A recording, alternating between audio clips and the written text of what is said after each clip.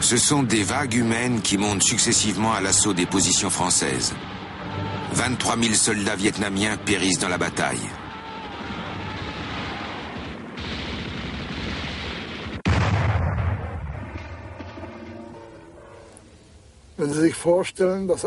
Imaginez une pente sur laquelle sont fixés des fûts de napalm.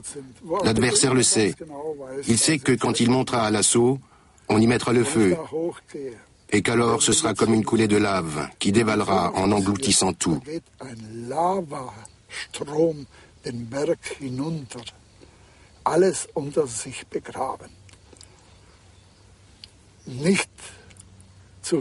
Sans parler des cris, de la chair brûlée, de la puanteur. Ce petit ravin devant nous était tellement plein de fumée, de poudre, plein d'odeurs de chair brûlée, qu'on pouvait à peine respirer.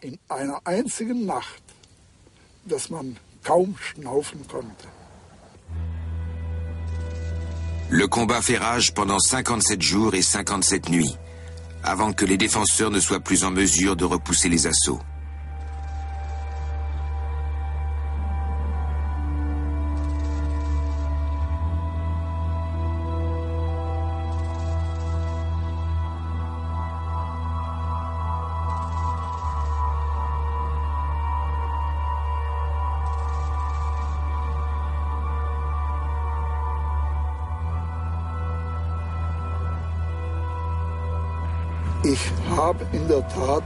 J'ai réellement souhaité mourir, et plus d'une fois. Oui. Parce qu'arrive un moment où il y a des choses qu'on n'est moralement plus capable de supporter.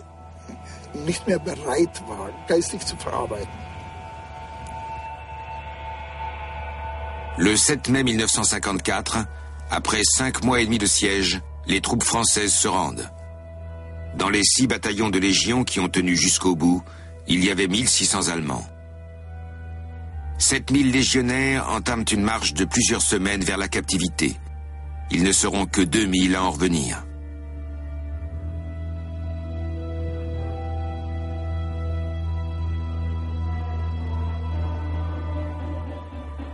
Cette victoire donne naissance à un mythe héroïque.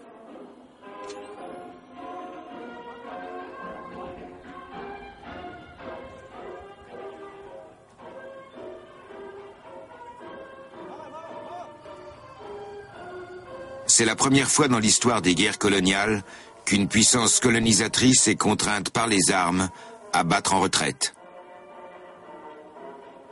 Ho Chi Minh et l'armée populaire vietnamienne ont remporté une grande victoire, et la propagande communiste en fait l'un des plus grands triomphes de l'histoire et le tournant décisif de l'histoire du Vietnam.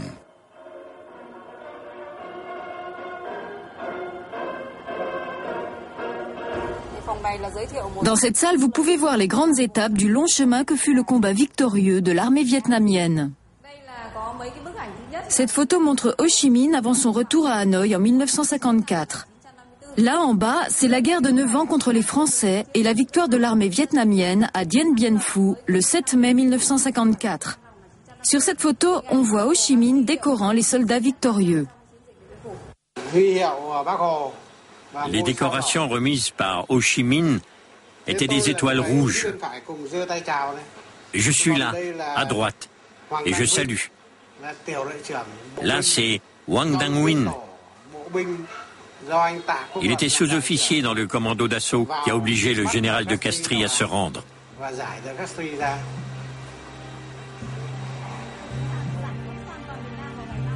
Tous les écoliers vietnamiens connaissent l'histoire de la glorieuse victoire de Dien Bien Phu.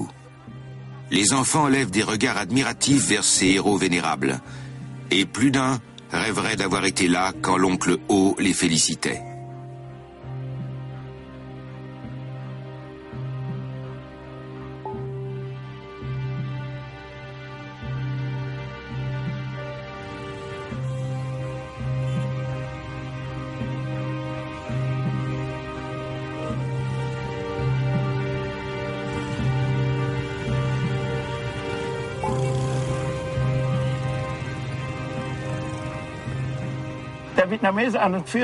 Les Vietnamiens ne sont pas d'un caractère rancunier. Il faut voir ce qu'ils ont subi. Eh bien, ils n'ont pas de rancune. C'est un peuple qui a de la gaieté et qui oublie très vite. Je ne sais pas si en Europe on aurait oublié tout ça aussi vite et sans rancune.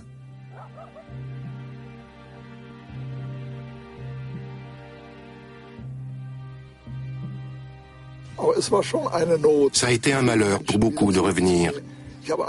J'ai rencontré un sous-officier au Vietnam qui me demandait tout le temps « C'est comment en Allemagne? Où est-ce qu'on peut aller ?» Ces types ne savaient pas où aller. Pour beaucoup d'anciens légionnaires, la Légion étrangère reste une sorte de patrie. On n'y honore pas seulement les vainqueurs. Ceux qui ont livré des batailles perdues sont honorés aussi comme des héros, comme des frères d'armes, qui ont été solidaires jusque dans la mort, et qui ont ainsi accru la gloire de la Légion.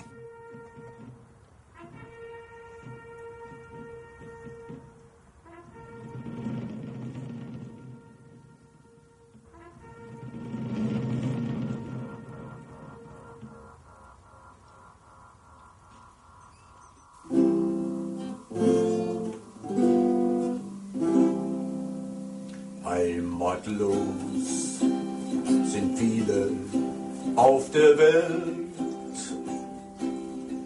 heimatlos und einsam wie ich.